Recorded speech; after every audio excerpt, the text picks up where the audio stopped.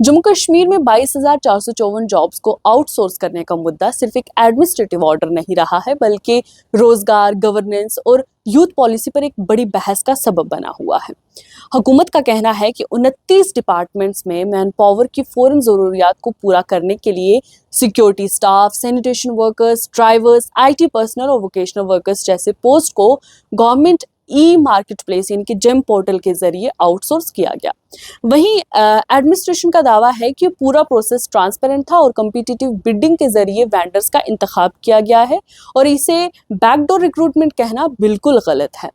लेकिन यहाँ पर कुछ सवालात खड़े होते हैं। पहला सवाल ये कि अगर डिपार्टमेंट्स को इतनी बड़ी तादाद में मैन पावर की ज़रूरत थी तो फिर रेगुलर रिक्रूटमेंट प्रोसेस को तेज़ क्यों नहीं किया गया? क्या JKPSC और JKSSP जैसे रिक्रूटमेंट इंस्टीट्यूशंस इसीलिए मौजूद नहीं है कि गवर्नमेंट डिपार्टमेंट्स की मैन पावर रिक्वायरमेंट्स को मेरिट बेस्ड अपॉइंटमेंट्स के जरिए पूरा कर सके?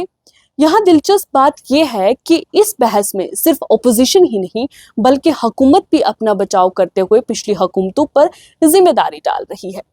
इस मामले को लेकर जब Jammu and Kashmir education and health और मेडिकल एजुकेशन मिनिस्टर सकीना इत्तू से सवाल पूछे गए तो उन्होंने आउटसोर्सिंग और रिक्रूटमेंट से मुतल्लिक इल्ज़ामात को मुस्तरद करते हुए आउटसोर्सिंग को पिछली सरकारों की देन बताया। उन्होंने PDP को तनकीद करते हुए कहा कि अगर पीपल्स डेमोक्रेटिक पार्टी रिक्रूटमेंट्स की जांच का मुतालबा करती है तो फिर पिछले 10 सालों में हुई तमाम रिक्रूटमेंट्स की भी तहकीकात होनी चाहिए। इतना ही नहीं, उन्होंने ये भी कहा कि मौजूदा हुकूमत के पास छुपाने के लिए कुछ भी नहीं है और वो हर किस्म की जांच का सामना करने के लिए बिल्कुल तैयार है। कैबिनेट मिनिस्टर सकीना इत्तू का ये भी कहना था कि आउटसोर्सिंग का निज़ाम मौजूदा हुकूमत ने शुरू नहीं किया बल्कि ये पहले से मौजूद था और आज के एडमिनिस्ट्रेशन को उन पॉलिसीज का जिम्मेदार नहीं ठहराया जा सकता जो उसके दौर से पहले शुरू हुई थी। ये बयान सियासी तौर पर अहम इसलिए भी है क्योंकि आउटसोर्सिंग पर हो रही तनकीद के जवाब में हुकूमत ने सिर्फ अपना दिफा नहीं किया बल्कि बहस का मरकज मौजूदा फैसलों से हटाकर पिछले 10 सालों की रिक्रूटमेंट प्रैक्टिसेस की तरफ मोड़ दिया है। इससे सियासी बहस का दायरा मजीद बढ़ गया है, जहां सवाल सिर्फ आउटसोर्सिंग तक महदूद नहीं रहा बल्कि पूरे रिक्रूटमेंट फ्रेमवर्क और उसकी तारीख पर आकर टिक गया है। और फिर कैबिनेट मिनिस्टर ने यह भी दावा किया कि दिल्ली में यूनियन मिनिस्टर के सामने उन्होंने आउटसोर्सिंग के बजाय रेगुलर जॉब्स के लिए फंड्स की डिमांड उठाई थी ताकि यूथ को ट्रांसपेरेंट रिक्रूटमेंट प्रोसेस के जरिए मुस्तकिल रोजगार दिया जा सके। उनका कहना था कि आउटसोर्सिंग का कंसेप्ट नेशनल कॉन्फ्रेंस हुकूमत ने पैदा नहीं किया बल्कि ये पिछली हुकूमतों की देन है। वहीं कैबिनेट मिनिस्टर का ये भी बयान सियासी तौर पर अहम है क्योंकि इसमें हुकूमत ने पहली बार सिर्फ आउटसोर्सिंग का दिफा नहीं किया बल्कि उस मॉडल से अपनी आइडियोलॉजिकल दूरी भी दिखाने की कोशिश की। यानी हुकूमत ये पैगाम देना चाहती है कि आउटसोर्सिंग उनकी पसंद नहीं है बल्कि एक मजबूरी है। लेकिन यहाँ से एक नया सवाल भी जन्म लेता है कि अगर हुकूमत वाकई आउटसोर्सिंग के हक में नहीं है और रेगुलर जॉब्स को तरजीह देती है तो फिर 22,454 आउटसोर्स पोजीशंस की जरूरत क्यों पेश आई? क्या डिपार्टमेंट्स में मैन पावर क्राइसिस इतना गहरा था कि रेगुलर रिक्रूटमेंट का इंतजार मुमकिन नहीं था, या फिर रिक्रूटमेंट सिस्टम इतना सुस्त है कि हुकूमत को टेम्पररी अरेंजमेंट्स का सहारा लेना पड़ा? वहीं दूसरी तरफ बीजेपी ने इस मुद्दे को यूथ राइट्स और मेरिट के पर्सपेक्टिव से उठाया है। लीडर ऑफ ओपोजिशन यानी कि सुनील शर्मा ने आउटसोर्सिंग को बैकडोर अपॉइंटमेंट सिस्टम करार देते हुए कहा है कि जम्मू कश्मीर के यूथ को जॉब्स मिलनी चाहिए लेकिन सिर्फ ट्रांसपेरेंट और मेरिट बेस्ड रिक्रूटमेंट के जरिए। उनका कहना है कि मेहनत करने वाले और कम्पिटिटिव एग्जामिनेशंस की तैयारी करने वाले नौजवानों का हक है कि उन्हें बराबरी के मौके मिले और रिक्रूटमेंट कॉन्स्टिट्यूशनल इंस्टीट्यूशंस के जरिए हो।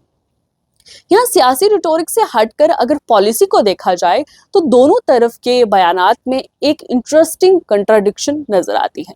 हुकूमत कह रही है कि आउटसोर्सिंग उनकी पॉलिसी नहीं है, विरासत में मिला हुआ सिस्टम है, तो ओपोजिशन कह रही है कि आउटसोर्सिंग मेरिट बेस्ड रिक्रूटमेंट को नुकसान पहुंचा रहा है। मगर दोनों नैरेटिव्स के दरमियान एक सवाल वही का वही खड़ा हुआ है कि अगर आउटसोर्सिंग बुरी पॉलिसी है तो ये खत्म क्यों नहीं हो रही है, और अगर ये जरूरी पॉलिसी है तो फिर इसे पॉलिटिकल कंट्रोवर्सी क्यों समझा जा रहा है? असल मामला शायद आउटसोर्सिंग से भी ज्यादा रिक्रूटमेंट प्लानिंग का है। जम्मू कश्मीर में एक तरफ डिपार्टमेंट्स मैन पावर शॉर्टेज की बात करते हैं तो दूसरी तरफ लाखों यूथ रोजगार के इंतजार में है। एक तरफ जॉब्स की जरूरत है, दूसरी तरफ जॉब सीकर्स की कमी नहीं। फिर भी दोनों के दरमियान जो फासला है वो कम होने के बजाय मजीद बढ़ता हुआ नजर आ रहा है।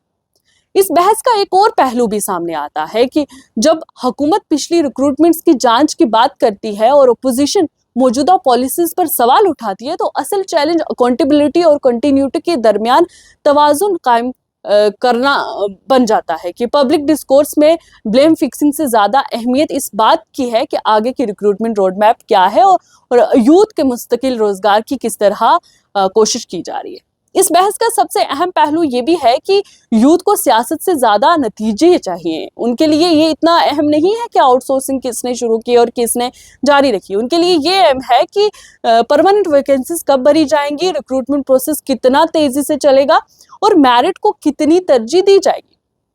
आज नेशनल कॉन्फ्रेंस पिछली हुकूमतों को जिम्मेदार ठहरा रही है, बीजेपी मौजूदा हुकूमतों को जवाबदेह बना रही है, पीडीपी रिक्रूटमेंट की जांच का मुतालबा कर रही है, कल कोई और पार्टी किसी और को जिम्मेदार ठहराएगी। मगर इस सियासी दायरे में एक चीज मुसलसल वही रहती है, बेरोजगार नौजवानों का इंतजार।